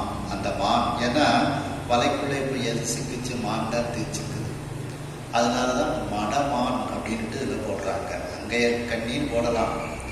ஆனா அந்த அம்பா பிச்சாவதி அம்மையினுடைய அன்பு வலையை விரிச்சிருக்காங்க. அந்த வலைக்குள்ள அந்த மான் சிக்கிட்டு இப்போ அதனாலதான் இங்க வெறுமனை அங்கையற்கண்ணின்னு போட்டாலும் அதே தான் அர்த்தம் கிடைக்க போகுது. ஆனா இங்க ஏன் அங்கையற்கண் மடமான்னு போடுதாருன்னா, அந்த முதல் வரியில வலைன்னு விரிச்சது சொன்னதுனால, அன்பு வலையை விரிச்சு வச்சதுனால அந்த அன்பு வலைக்குள்ள இந்த அங்கையற்கண்ணி என்கின்ற மானானது சிக்கி கொண்டு விட்டது. அப்படி அந்த அங்கையற்கண் மடமான் அந்த அம்பிகையானவள் அந்த மீனாட்சி அம்மைக்குன்னே ஒரு கொண்டை நீங்க இது பண்ணிருக்கலாம். இப்படி அதுல ஒரு 2 இது தொங்கும். அது மீனாட்சி கொண்டை அப்படின்னு பேர். அதற்கு சூழியம் அப்படின்னு பேர். ஓர் சூழியம் முளை மெல் இளங்குழல். சூழியம்னா அந்த கொண்டை. அது நீங்க கேள்விப்பட்டிருப்பீங்க. மீனாட்சி கொண்டையிலே பெண்கள் போடுவாங்க. இந்த அப்படி இப்படி ஒரு 2 முத்து மாதிரி ஒரு 2 இது தொங்கும். அந்த அப்படிப்பட்ட அந்த அம்பிகைக்கே உரிய அந்த சூழியம், அந்த கொண்டையை அணிந்து கொண்டு நுழை மெல் இளங்குழல், அந்த கொண்டை நுழைந்து இருக்கக்கூடிய மென்மையான இளமையான கூந்தலை உடையவளாக அந்த மீனாட்சி அம்மை 3 வயது குழந்தையாக அந்த அம்பிகை, அந்த பிச்சாவதி அம்மைக்கு எதிரில் வருகின்றாள். குதலை தொண்டை வாய் அப்படின்னா ஒரு குழந்தைகளுக்கே உள்ள ஒரு சரியான பேச்சு இல்லாத ஒரு வாயை உடையவளாக அந்த மீனாட்சி அம்மை குழந்தை பேச்சு உடையவளாக வருகின்றாள். அதான் குதலை தொண்டை வாய். அகவை 3 எய்தி 3 வயது குழந்தையாக வருகின்றாள். 3 எய்தி வாழ் இளம் குழவியாகி இளமையான ஒரு குழந்தையாக ஆகி ஆலயத்து வந்து நின்றாள். அந்த விச்சாவதி வணங்கக்கூடிய அந்த ஆலயத்தில் அந்த விச்சாவதிக்கு எதிரில் வந்து குழந்தை உருவமாக நிற்கின்றாள். வரம் கொடுப்பாள். விச்சாவதிக்கு இப்பொழுது வரம் கொடுக்க ஆரம்பிக்கின்றாள் அந்த குழந்தையானவள்.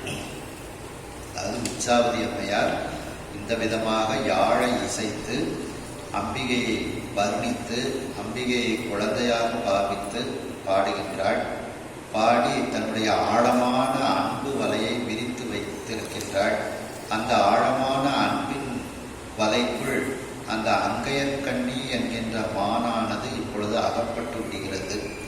அந்த அங்கையர்கண்ணி என்கின்ற மானானது அந்த மீனாட்சி அம்மைக்கே உரிய ஒரு அழகிய கொண்டை. அந்த கொண்டையை அணிந்து கொண்டு அழகிய கூந்தலை வைத்து கொண்டு மழலை மொழி பேசிக்கொண்டு 3 வயது குழந்தையாக அந்த விச்சாவதிக்கு எதிரில் வந்து நிற்கின்றாள். அந்த விச்சாவதிக்கு இப்பொழுது வரம் கொடுப்பதற்காக அவள் எதிரில் வந்து காட்சி தருகின்றாள்.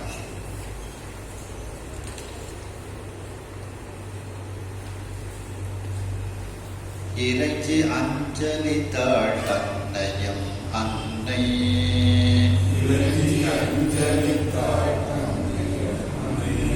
யாது வேண்டினை என என்றும் நிறைந்த பேரன்பு நின்னடி போதில்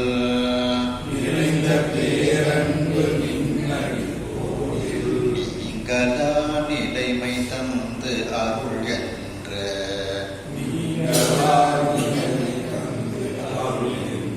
அரைத்தனள் இன்னும் வேண்டுவது ஏது என்று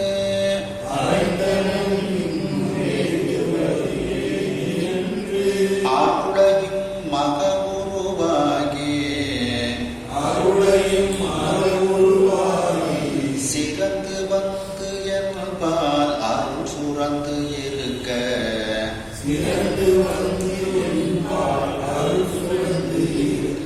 திருவுளம் செய்யன பணிந்தாள். இறைஞ்சி அஞ்சலித்தாள். அந்த வந்தது அம்மைன்னு தெரிஞ்சு விடுது. ஏன்னா அவ்வளோ பக்தியில கூடின அம்மையார் அல்லவா, அன்பு வலைய விரிச்சு வச்சிருக்கிறாங்க. அதனால வந்தது மீனாட்சி அம்மைன்னு அந்த அம்மாவுக்கு தெரிஞ்சது. இறைஞ்சி அஞ்சலித்தாள். கீழே விழுந்து வணங்கி எழுகின்றாள் அந்த விச்சாவதி அம்மையார். அஞ்சலித்தாள் தன்னை. அப்படி வணங்கிய அந்த விச்சாவதி அம்மையை பார்த்து மீனாட்சி அம்மை கேட்கிறாளாம், எம் அன்னை யாது வேண்டினை என எனக்கு தாயாக இருக்கக்கூடியவளே, உனக்கு என்ன வேணும், என்கிட்ட என்ன வேண்டி வந்திருக்கிற அப்படின்னு அம்பிகை வந்து கேட்கின்றாள். அப்போ இது எவ்வளவு பெரிய அம்பிகைன்னு, மீனாட்சி அம்மை வாயிலிருந்து என்னுடைய தாயே அப்படின்னு சொல்லக்கூடிய வார்த்தை எப்படிப்பட்ட ஒரு வார்த்தை பார்க்க. அப்போ காரைக்கால் அம்மையாரையும் இவள் நம்மை பேணும் அம்மை காணும் அப்படின்ட்டு சுவாமி சொல்றாங்க. அதை மாதிரி இந்த மீனாட்சி அம்மை வந்து எம் அன்னை யாது வேண்டினை என எனக்கு தாயாக இருக்கக்கூடியவளை தாய் போன்றுன்னு கூட சொல்லக்கூடாது, தப்பு. எம் அன்னை எனக்கு தாயே என்ன வேண்டி எனக்கு என்னிடத்தில் வந்திருக்கின்றாய் என்று மீனாட்சி அம்மை கேட்கின்றாள். உடனே இந்த அம்மா விச்சாவதி அம்மையார் கேட்காங்க, என்றும் நிறைந்த பேரன்பு நின் அடிப்போதில் நீங்களா நிலைமை தந்து அருள் என. அதாவது என்றென்றைக்கும் உன்னிடத்தில் நான் பேரன்பு நிறைந்தவளாக இருக்க வேண்டும். உன்னுடைய திருவடி பூ, அந்த தாமரை பூ போன்ற உன்னுடைய திருவடியை விட்டு நீங்காத ஒரு நிலைமையை எனக்கு தந்து அருள்வாயாக. அப்படின்னா திருவடியை விட்டு நீங்காத தன்மைன்னா முக்தி பேர் தான் அங்க. அப்படி உன்னிடத்தில் பேரன்பும் எனக்கு இருக்க வேண்டும். அதே நேரத்தில் உன்னுடைய திருவடியை விட்டு நீங்காத ஒரு நிலைமையை நீ எனக்கு தந்து அருள்வாயாக என்று அறைந்தகள் என்று அந்த விச்சாவதி அம்மையார் மீனாட்சி அம்மையிட்ட கேட்கின்றாள். உடனே அம்பாள் சரி அப்படின்னு சொல்லிட்டு, இன்னும் வேண்டுவது ஏது என்று அருள, இன்னும் உனக்கு என்ன வேணும் கேடு, ஏதாவது கேடு அப்படின்னு சொல்லி கேட்குறாங்க. இன்னும் வேண்டுவது ஏது என்று அருள அப்படின்னு கேட்ட உடனே இந்த அம்மா அடுத்தால ஒரு இது கேட்குறாங்க, ஒரு வரம் கேட்காங்க. இம்மக உருவாகி, இன்னைக்கு நீ இந்த 3 வயது பெண் குழந்தையாக நீ வந்திருக்கல, இதே போன்ற மகள் உருவத்தை எடுத்துக்கொண்டு சிறந்து சிறப்பாக என்னிடத்தில் என்பால் அருள் சுரந்து, என்னிடத்தில் நீ அருளை சுரந்து கொண்டே எனக்கு அருள் செய்து கொண்டே என்னுடைய மகளாக இருக்க திருவுளம் செய். என்னுடைய மகளாக நீ வாழ்வதற்கு இருப்பதற்கு உன்னுடைய திருவுளத்தை சம்மதத்தை நீ கூறுவாயாக, இல்லை எனக்கு அந்த வரத்தை கொடுப்பாயாக அப்படின்னு என பணித்தாள் அப்படின்னு வேண்டுகின்றாள். முதல்ல முக்தி பேருன்னு கேட்குறாங்க. ரெண்டாவது என்ன அடுத்தால என்ன வேணும்னு அம்மையார் கேட்ட உடனே, அப்போ எனக்கு நீ மகளா வந்துரு, இப்போ நீ எப்படி காட்சி கொடுத்தாயோ 3 வயது பெண்ணாக எப்படி அந்த வந்தாயோ இதே உருவத்தோட நீ எனக்கு அருள் செய்வாயாக, என்னிடத்தில் நீ வளர்ந்து வருவாயாக, என்னுடைய மகளாக நீ இருப்பாயாக, அந்த வரத்தை எனக்கு கொடுப்பாயாக அப்படின்ட்டு மீனாட்சி அம்மையிட்ட இந்த விச்சாவதி அம்மையார் கேட்கின்றார்கள்.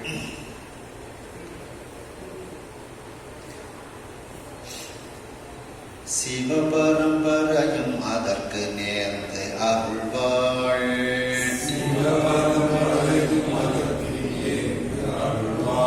தென்னவர் மன்னனாய்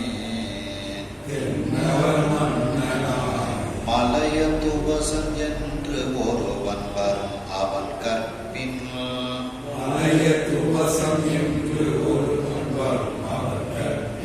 துணைவியாய் வருதி அப்போது உன் தவ மகவாக வருவல் என்று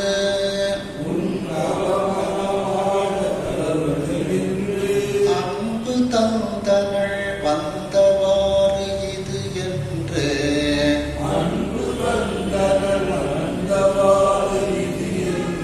உவமையில் பொதிய தமிழ் முனிவர்க்கு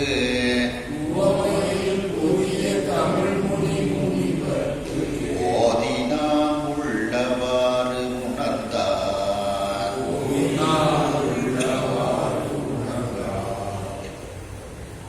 சிவ பரம்பரையும் அந்த சிவபெருமானுடைய பரம்பரையாக இருக்கக்கூடியவள். சிவ அப்படிங்கிறது நம்ம எல்லாரும் ஒரு மங்கள சொல்லாக எல்லா இடத்துலையும் நம்ம பயன்படுத்துகிறோம். அதுபோல பரம்பரை அப்படின்னா மேலான பறையாக இருக்கக்கூடிய அம்பிகை. சிவ பரம்பரைனா அந்த சிவபெருமானோடு இருக்கக்கூடிய மேலான பறையாக இருக்கக்கூடிய அந்த அம்பிகை. அந்த பறைனா பரன் அப்படிங்கிறதுக்கு பெண்பால் பரா பறை அப்படிங்கிறதெல்லாம் பெண்பால். அதான் பராவணம் ஆவது நீரு அப்படின்னு இதுல திருநீற்றுப்பதியத்துல சொல்றாங்க. அப்படிப்பட்ட அந்த பறையாக இருக்கக்கூடிய மீனாட்சி அம்மை அதற்கு நேர்ந்து அருள்வாள். அவள் கேட்ட அந்த வரத்திற்கு ஒப்புக்கொள்கின்றாள். நேர்ந்து அப்படின்னா ஒப்புக்கொண்டு அவளுக்கு அருள் செய்கின்றாள். நேர்ந்துன்னா ஒப்புக்கொள்ளுதல் அர்த்தம், அருள்கின்றாள்.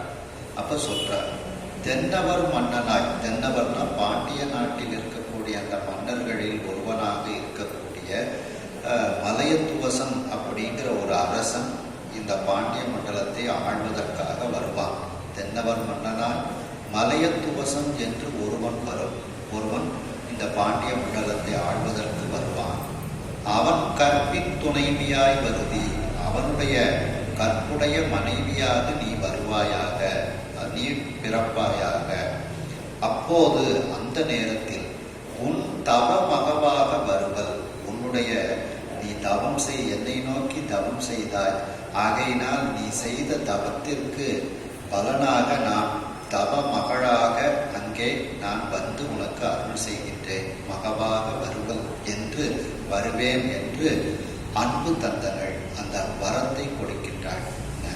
அன்பு வரம்னு கூட சொல்றதுக்கு இல்லை, அன்போடு கூறுகின்றாள் மீனாட்சி அம்மை. தன்னுடைய தாயை நோக்கி அன்போடு கூறுகின்றாள், அன்பு தந்தங்கள். ஏன்னா வரம்னா தவத்துக்கு வரம் அப்படிங்கிறது ஆயிரும். இது தவத்தை எல்லாம் விட ஒரு தாய்மைங்கிற ஒரு உணர்வுல கேட்கிறார். அதனாலதான் இந்த இடத்துல அன்பு தந்தனள்னு போடுறாங்க. வரம் தந்தனள்னு கூட சொல்லாம அந்த தாய்மைக்கு பரிசு அப்படிங்கிற அர்த்தத்துல சொல்றாங்க. அப்போ அன்போடு இவ்வாறு மீனாட்சி அம்மை கூறுகின்றாள். வந்தவாறு இது என்று இவ்வாறு மீனாட்சி அம்மை மதுரை மாநகரத்தில் மலையத்துவச பாண்டியனுக்கு பிச்சாவதி அம்மையாருக்கும் மகளாக இப்படி அவள் வந்தாள். இது என்று உவமையில் பொதிய தமிழ் முனி, அந்த அகத்திய முனிவர் அங்கு இருக்கக்கூடிய முனிவர்களுக்கெல்லாம் உள்ளவாறு எடுத்து கூறுகின்றார். அதாவது அந்த அகத்திய முனிவர் எப்படிப்பட்டவர் என்றால் உவமையில் பொதிய தமிழ் முனி. அவருக்கு உவமையாக யாரும் சொல்ல முடியாது. மேலும் அந்த பொதிய மலைக்கு உவமையாக எதையும் சொல்ல முடியாது. தமிழ் மொழிக்கு உவமையாக எதுவும் சொல்ல முடியாது. அந்த பொதிய மலையில் இருக்கக்கூடிய தமிழுக்கே உரிய முனிவராக இருக்கக்கூடிய அகத்தியருக்கும் உவமையாக எதையும் சொல்ல முடியாது. அப்படிப்பட்ட உவமையில்ங்கிறது எல்லாத்திலையும் சேர்த்துக்கலாம். ஓமையில் பொதியம், ஓமையில் தமிழ், ஓமையில் முனி அப்படின்ட்டு. அப்படி அந்த தனக்கு நிகரில்லாத அந்த அகத்திய முனிவரானவர் அந்த காசியம்பதியில் விஸ்வநாத பெருமானுடைய ஆலயத்தில் வீற்றிருக்கக்கூடிய அந்த முனிவர்களிடத்தில் இவ்வாறு மீனாட்சி அம்மை ஒரு மகளாக அந்த மதுரையம்பதியில் தோன்றினாள் என்று எடுத்து கூறுகின்றார். முனிவருக்கு ஓதினார். அந்த முனிவர்களுக்கு எடுத்து கூறுகின்றார் அகத்திய முனிவர். அவர் அனைத்தையும் உள்ளவாறு உணர்ந்தவர். ஏன்னா முருகப்பெருமானிலிருந்து இந்த வரலாறை அவர் உபதேசமாக பெற்றவர். அதனால உள்ளவாறு எல்லாவற்றையும் உணர்ந்த அந்த தமிழ் முனி முருகப்பெருமானிடத்திலிருந்து தான் எப்படி கேட்டோமோ அதை அப்படியே இவர்களுக்கு எடுத்து கூறுகின்றார். இந்த வரலாற்றை எடுத்து கூறுகின்றார் அப்படின்ட்டு. ஏன்னா அவங்க கேட்குறாங்க அந்த முனிவர்கள்லாம், தட்சனும் இமவானும் மிகப்பெரிய தவம் செஞ்சாங்க அம்பிகையை மகளா அடைவதற்கு. இந்த மீனாட்சி அம்மை இங்கு மகளாக வருவதற்கு உரிய வரலாறை சொல்லணும்னு சொன்னவங்க தான் இந்த வரலாறை சொல்றாங்க. ஏன்னா இந்த பிச்சாவதிய கணவனா அடைவதற்கு, பிச்சாவதிய மனைவியா அடைவதற்கும் மலையத்துவச பாண்டியன் பெருந்தவம் செஞ்சிருக்கணும். பிச்சாவதியினுடைய கணவனாக அந்த மலையத்துவச பாண்டியன் வருகின்றான். ஆகையினால் அந்த மலையத்துவச பாண்டியனுக்கு இந்த மீனாட்சி அம்மை மகளாக கிடைக்கின்றாள் அப்படின்ட்டு இந்த வரலாறை எடுத்து கூறுகின்றார்கள் அகத்திய முனிவர் என்று. இந்த அளவில் இந்த திருவிளையாடல் புராணத்தை இன்று நிறைவு செய்து அடுத்த சிந்தனையில் 5வது திருவிளையாடல் திருமண படலத்தை பற்றி நாம் சிந்திப்போம். கையிலாய பரம்பரையில் சிவஞான போத நெறி காட்டும் வெண்ணை பயில் வாய்மை கண்டம் சந்ததி கோர்மை ஞான பானுபாகி குயிலாரும் பொழில் திருவாடு துறைவாள் குரு நமச்சிவாய தேவம் சயிதாதி மரபுடையோன் திருமரபு நீடோழி தழுகமாதோ. ஹர நம பார்வதி பதயே.